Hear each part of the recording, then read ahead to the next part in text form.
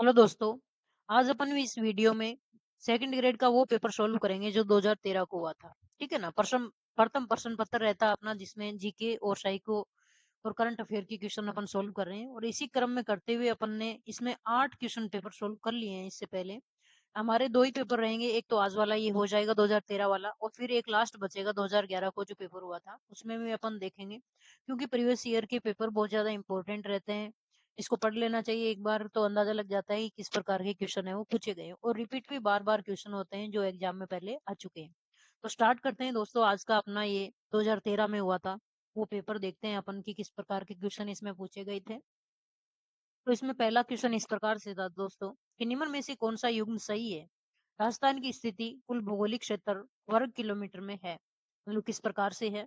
तो इसमें 23 degree 3 minute से 30 डिग्री 12 मिनट, ठीक है ना? और फिर 69 डिग्री 30 मिनट से 78 डिग्री 17 मिनट इसका विस्तार है। टोटल 3,42,249.74% इसमें माना गया था आंसर।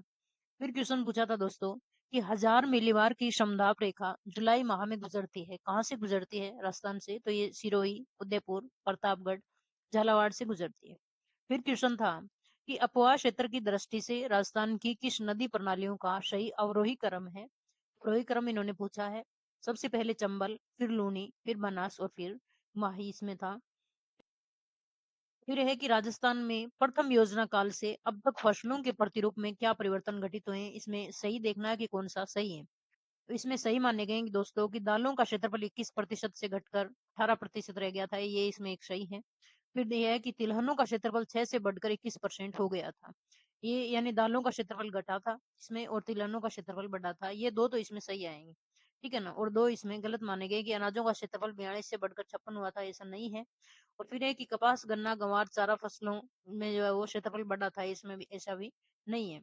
फिर क्वेश्चन है कि इसमें सूची 1 को सूची 2 से मिलान करना है अपने को। एक तरफ राजस्थान के क्षेत्रफल है और एक तरफ गायों की नस्लें दी हुई हैं, कि कौन सी गाय कहाँ पे है, ठीक है ना? तो उत्तरी पश्चिमी जो राजस्थान है, वहां पे जो अपने है वो राठी है।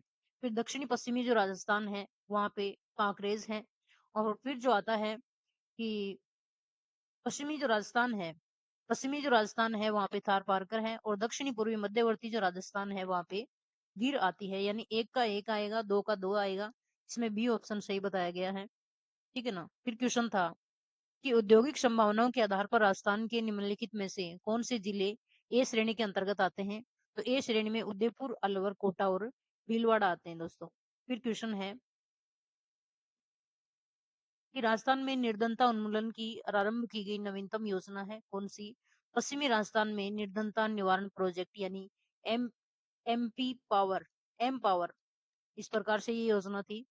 फिर है कि सूची 1 को सूची 2 से मिलान करना है, यहाँ पे विकास क्षेत्र आता है, और 12वीं पंचवर्षीय योजना में कुल बजट आवंटन का प्रतिशत दिया हुआ है कि कितना प्रतिशत 12वीं पंचवर्षीय योजना में किस प्रकार से बांटा गया था।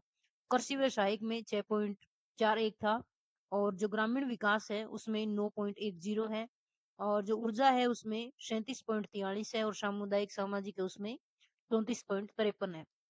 फिर क्वेश्चन था कि राजस्थान में सीमेंट उत्पादन में प्रमुख जिले हैं कौन से? तो बूंदी, चित्तौड़, कोटा, सिरोही और उदयपुर सीमेंट उत्पादन में आते हैं राजस्थान में। फिर क्वेश्चन है कि जैसलमेर में पालीवाल ब्राह्मणों द्वारा विकसित मौलिक पारंपरिक वर्षा जल संचयन पद्धति का नाम है? तो ये आते हैं खड़िन के अंतर्गत। नेक्स्ट है कि निम्नलिखित में से कौन सा कथन सही है? सही कौन सा है कि गणेश्वर एक उत्खनन स्थल नहीं है, ये गलत है। बैराठ ग्राम्य संस्कृति केंद्र नहीं है। कालीबंगा लोहेगुन संस्कृति का एक उदाहरण है, ये भी नहीं है। सही माना गया इसमें कि आहड़ वासियों का महत्वपूर्ण व्यवसाय अशक तांबा का गलाना और ताम्र वस्तुएं बनाना था। आहड़ सभ्यता के बारे में। फिर क्वेश्चन आता है कि निम्नलिखित में से किस इतिहासवेता ने कालीबंगा को सिंधु घाटी साम्राज्य की तृतीय राजधानी कहा? दशरथ शर्मा ने कहा था कालीबंगा को सिंधु घाटी की तृतीय राजधानी। फिर है कि राजस्थान में प्रतिहार वंश के संस्थापक हरिश्चंद्र की राजधानी थी। हरिश्चंद्र की राजधानी थी मंडोर। मंडोर आती है हरिश्चंद्र की राजधानी। फिर क्वेश्चन है कि पृथ्वीराज चौहान तृतीय का समकालीन चंदेल शासक था। कौन था? तो चंदेल शासक थे परमर्दी देव, ठीक है ना? फिर क्वेश्चन है कि अलाउद्दीन खिलजी की निम्नलिखित विजयों को काल क्रमानुसार व्यवस्थित करना है। पहले कौन सी, बाद में कौन सी, इस प्रकार से। तो 1 नंबर पे आती है रणथंभौर वाली, 2 पे चित्तौड़, 2 पे चित्तौड़, और 3 पे छिवाणा और 4 पे कौन सी? जालोर। इस प्रकार से इसका क्रम है ए सी डी बी। फिर है 1572-73 ईस्वी में अकबर ने जोधपुर किसको सुपुर्द किया था? तो बीकानेर के राय सिंह को किया था। नेक्स्ट है कि राणा राज सिंह मेवाड़ समकालीन था, किसके समकालीन था? तो ये क्वेश्चन यहाँ पे डिलीट बताया गया है, आप कमेंट कर सकते हैं किसके समकालीन थे। फिर है कि कतिपय राजपूत शासकों की सूची नीचे दी जा रही है, इसमें मुगलों जिन्होंने मुगलों को सहयोग किया था, ठीक है ना, किन्हीं दो का चयन करना है जिन्होंने मुगलों को सहयोग किया था। तो इसमें नाम आता है मान सिंह का और राय सिंह का, जबकि चंद्रसेन और राणा सांगा इसके अगेंस्ट थे मुगलों के। फिर क्वेश्चन दिया है दोस्तों कि साधु सीताराम दास किस कृषक आंदोलन से संबंधित थे? तो ये बिजोलिया से संबंधित थे साधु सीताराम दास। फिर है कि इसमें सूची 1 को 2 से मिलाना है, प्रजामंडल दिए हुए और इनके निर्माण वर्ष दिए हुए, ठीक है ना। तो डूंगरपुर जो प्रजामंडल है उसकी स्थापना हुई थी 1944। जयपुर की स्थापना हुई थी दोस्तों 1931। बीकानेर प्रजामंडल की स्थापना हुई थी 1936 और अलवर की स्थापना हुई थी, कब हुई थी? 1938। अगर प्रजामंडल और वर्ष याद करना चाहते हैं तो आप चैनल पे जाके देख सकते हैं, मजेदार ट्रिक से बताए गए हैं, आपको याद हो जाएगा एकदम आराम से। अजमेर का राजस्थान में विलय हुआ था 1956 में। फिर क्वेश्चन है कि कितने सोपानों में सिरोही का राजस्थान में विलय हुआ? 2 सोपानों में हुआ था यहाँ पे। फिर क्वेश्चन आता है कि राजस्थान के स्वतंत्रता आंदोलन के दौरान गिरफ्तार होने वाली राजस्थान की पहली महिला थी अंजना देवी चौधरी। आगे पूछा गया कि निम्न में से कौन सा कथन नारायणी देवी वर्मा के संदर्भ में गलत है? तो गलत तो इसमें ये है कि वह 1957 से 62 तक लोकसभा की सदस्य रही। सही की अपन देखें तो 1970 से 1976 तक राज्यसभा की सदस्य रही थी। 1944 में भीलवाड़ा में महिला आश्रम की स्थापना की थी। 1942 के आंदोलन में भाग लेने के लिए जेल जाना पड़ा था। ये बातें आती है नारायणी देवी वर्मा के बारे में। फिर है कि अजमेर के ख्वाजा मोइनुद्दीन किस सूफी सिलसिला से संबंधित थे? तो ये चिश्ती से ख्वाजा मोइनुद्दीन चिश्ती नाम भी आता है इनका। फिर है कि किस दुर्ग का प्रवेश द्वार नौलखा दरवाजा के नाम से जाना जाता है? तो रणथंभौर का वाला कहलाता है नौलखा दरवाजा। फिर है कि गोगा जी का मेला किस माह में बढ़ता है? ये तो याद करने की जरूरत नहीं, भाद्रपद में। अभी चल रहा है ये, ठीक है ना। फिर है कि मेमंद आभूषण पहना जाता है, सिर पे पहना जाता है मेमंद। नेक्स्ट है कि तेजाजी के जन्मस्थल का नाम है थडनाल। राजस्थान से संबंधित तो बहुत इजी क्वेश्चन आए हैं इसमें। फिर है कि एक तरफ लेखक दिए हुए और एक तरफ ग्रंथ दिए हुए, इनका अपने को मिलान करना है किस प्रकार से। करणीदान जो है उनका ग्रंथ है सूरज प्रकाश, और जो दौलत विजय हैं उनका है कुमार रासो। पद्मनाभ के हैं कानड़ देव प्रबंध, और जगजीवन भट्ट के हैं अजीतोदय। नेक्स्ट है कि किशनगढ़ शैली का प्रसिद्ध चित्रकार था नागरीदास। फिर क्वेश्चन पूछा गया दोस्तों कि रावण हत्था क्या है? तो वाद्य यंत्र है रावण हत्था। नेक्स्ट है कि राजस्थान में जब पहली बार राष्ट्रपति शासन लगाया गया, राज्य के राज्यपाल कौन थे? तो संपूर्णानंद थे प्रथम राष्ट्रपति शासन के समय। फिर है कि संविधान के अनुसार मुख्यमंत्री किया जाता है, नियुक्त किया जाता है मुख्यमंत्री, ना निर्वाचित होता है, ना चयनित होता है, ना मनोनीत होता है। फिर है कि राज्य में संसदीय सचिव किसके समक्ष शपथ लेता है या प्रतिज्ञान करता है? तो मुख्यमंत्री के समकक्ष संसदीय सचिव हैं वो शपथ लेते हैं। नेक्स्ट है कि राज्यपाल अपना त्यागपत्र संबोधित करता है किसको? राष्ट्रपति। नेक्स्ट आता है कि किसी राज्य के प्रशासनिक पद सोपान के शीर्ष पर होता है, क्या होता है? मुख्य सचिव होता है। नेक्स्ट है कि राजस्थान लोक सेवा आयोग के सदस्यों की अध्यक्ष सहित कुल अनुमतः संख्या है, तो ये 8 दी गई है 2013 के क्वेश्चन में, पेपर में। फिर है कि भारतीय संविधान की कौन सी अनुसूची पंचायतों की शक्तियों से संबंधित है? तो 11वीं अनुसूची है। नेक्स्ट क्वेश्चन था दोस्तों कि राजस्थान राज्य मानवाधिकार आयोग की स्थापना किस वर्ष हुई? तो ये हुई थी 2000 में, ठीक है ना। नेक्स्ट है कि राजस्थान में बजरंग लाल ठाकर को पद्मश्री पुरस्कार 2013 के लिए चुना गया, वे संबंधित हैं नौकायन से संबंधित है।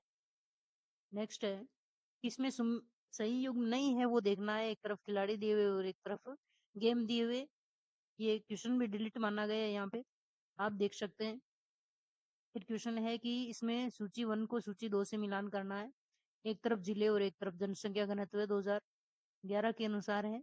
इसमें अपन मिलान करते हैं कि जोधपुर 161, कोटा 374, अजमेर 305 और भरतपुर 503। फिर है कि निम्नलिखित लेखकों में से कौन ए हिस्ट्री ऑफ राजस्थान के लेखक हैं? तो रीमा आहूजा ने लिखी थी ये पुस्तक, हिस्ट्री ऑफ राजस्थान। फिर योजनाओं पे विचार करना है, ये उस समय की योजना है।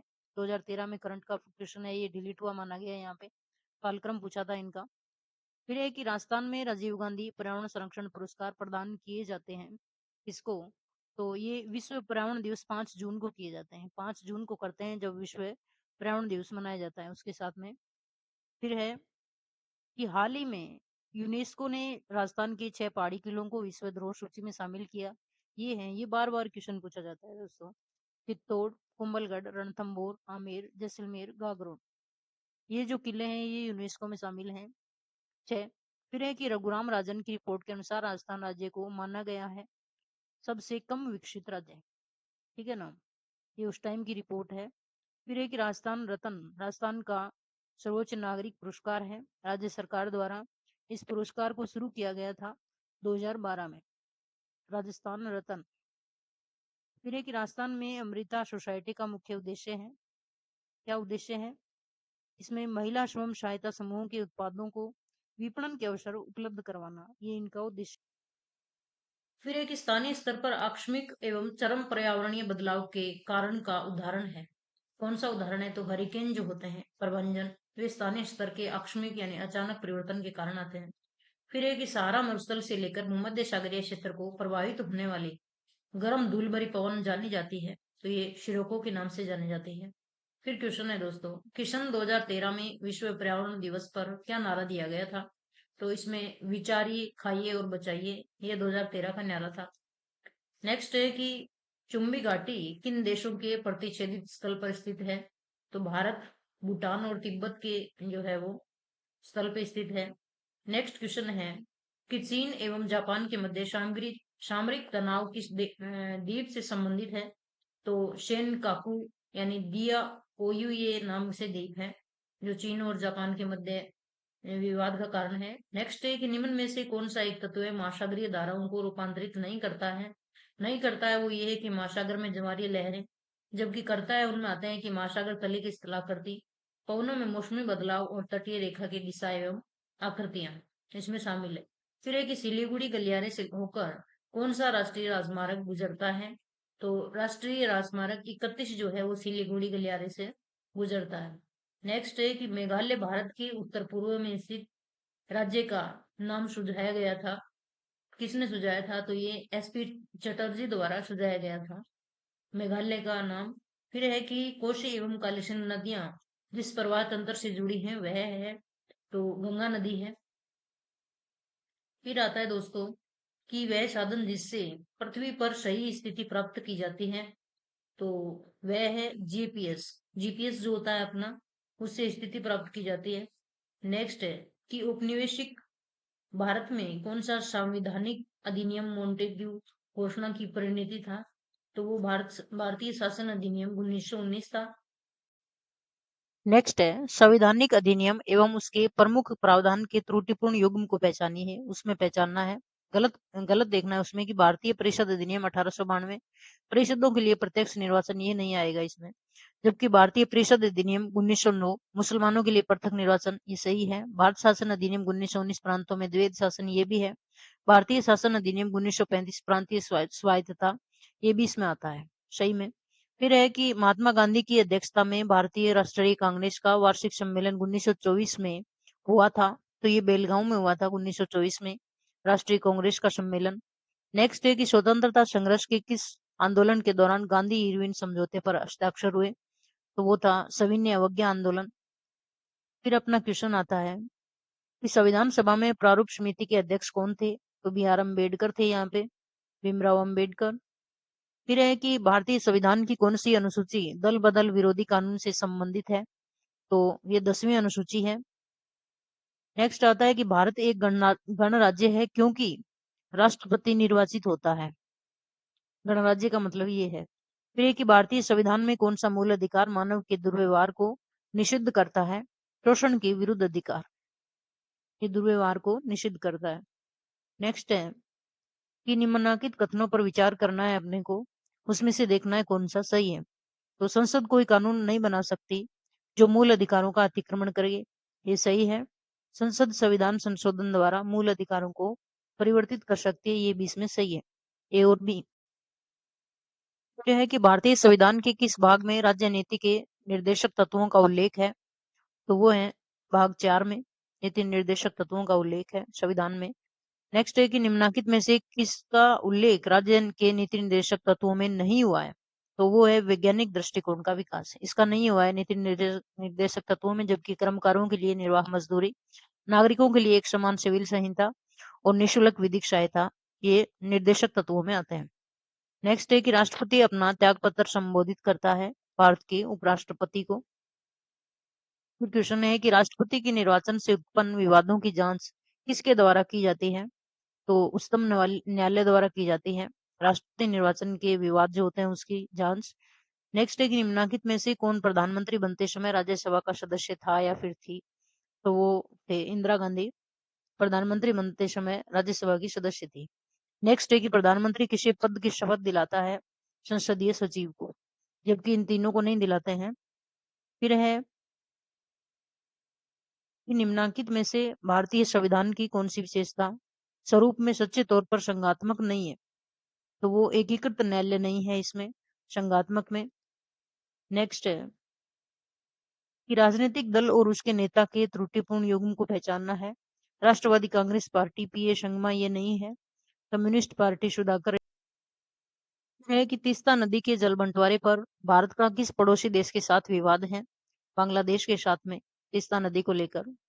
फिर है कि नवंबर 2013 में कौन से देश ने अपने नाभिकीय ऊर्जा कार्यक्रम के संबंध में P5+1 देशों के साथ एक अंतरिम समझौता किया है, ईरान से।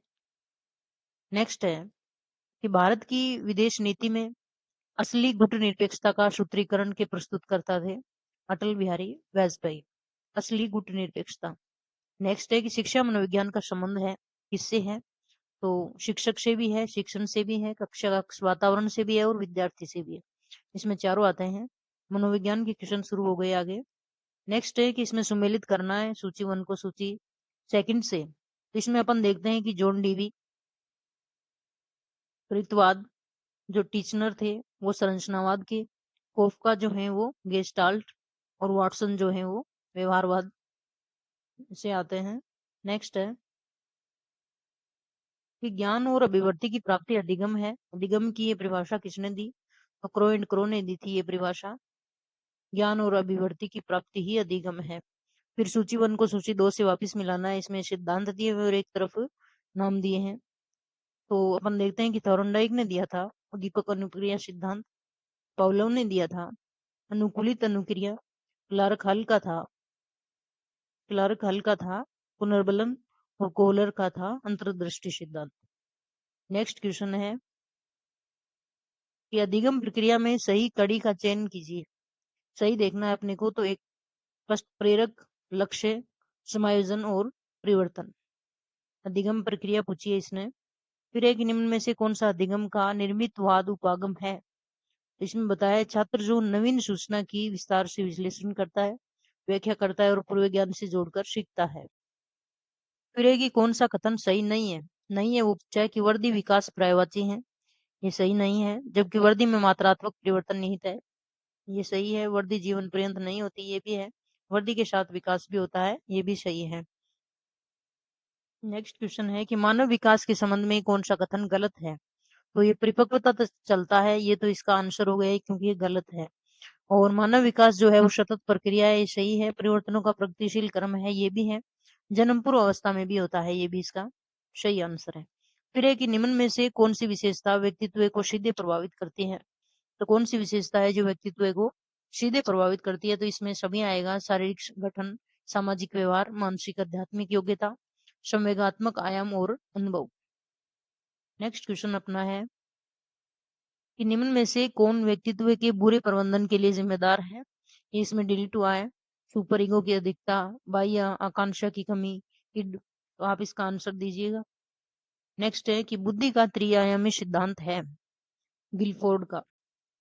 फिर ये बालक सृजनात्मक योग्यता रखता है यदि वह जिज्ञासावश प्रश्न पूछता है, तो वो सृजनात्मक योग्यता दर्शाती है उसमें। फिर क्वेश्चन है कि बुद्धि के संबंध में निम्न में से कौन सा कथन सही नहीं है। सही नहीं है वो तो ये है कि बुद्धि की लंबवत वृद्धि जीवन पर्यंत होती है, जबकि अपन देखें गलत वाले तो ये है ही कर्म और पर्यावरण की देन है। से ये तो सही आएगा, कर्म बुद्धि है जो वंश कर्म और पर्यावरण की देन है। फिर है कि बुद्धि लिंग भेद नहीं करती, ये भी है। बुद्धि पर किसी समूह या जाति का जन्मसिद्ध अधिकार नहीं है, ये भी इसमें सही है। फिर है कि निम्न में से कौन अभिप्रेरणा का पक्ष नहीं है। अभिप्रेरणा का पक्ष कौन सा नहीं है, तो दबाव नहीं है, जबकि आवश्यकता, ड्राइव यानी प्रेरित और प्रोत्साहन इसमें आते हैं अभिप्रेरणा में। नेक्स्ट है कि दो कथन दिए हुए हैं, उसमें कौन सा सही है कौन सा गलत पूछा गया है। तो शिक्षण अधिगम प्रक्रिया में अभिप्रेरणा आवश्यक है, ये सही है। अभिप्रेरणा अभिप्राय को स्पष्ट करती है और लक्ष्य की ओर आकर्षित करती है, ये भी इसमें सही है। दोनों सही है इसके, ए और आर। नेक्स्ट है कि निम्न में से कौन सा कार्य बाह्य प्रेरक है। कौन सा कार्य है जो बाह्य प्रेरक है, तो इसमें कविता पाठ ये नहीं है, गणित के प्रश्न हल करना ये भी नहीं है, चित्र बनाना नहीं है, दौड़ में भाग लेना ये बाह्य प्रेरक है। नेक्स्ट है कि व्यक्तिगत भिन्नता का ज्ञान अध्यापक को मदद करता है किसमें, तो शिक्षण अधिगम क्रियाओं की योजना बनाने में व्यक्तिगत विभिन्नता का ज्ञान है वो मदद करता है। फिर है कि निम्न में से कौन विशेष आवश्यकता वाले बालकों के वर्ग में आता है। कौन कौन आते हैं, तो प्रतिभावान भी आते हैं, मानसिक रूप से पिछड़े भी आते हैं, शारीरिक रूप से अक्षय भी आते हैं और सामाजिक रूप से अक्षय भी आते हैं विशेष आवश्यकता वाले बच्चों में। नेक्स्ट है कि निम्नलिखित में से किस अनुदेशन सामग्री की अधिकता होती है। निम्नलिखित में से किस में अनुदेशन सामग्री की अधिकता होती है, तो संसाधन इकाई में अनुदेशन सामग्री की अधिकता होती है। फिर है कि लास्ट है ये अपना आज का, कि छात्रों को मानसिक रूप से स्वस्थ बने रहने के लिए विद्यालय प्रशासन को कौन सा तरीका अपनाना चाहिए, तो उनको नियमित स्वास्थ्य परीक्षण अपनाना चाहिए। आप वीडियो को लाइक और सब्सक्राइब कर देना। जय हिंद, जय भारत दोस्तों।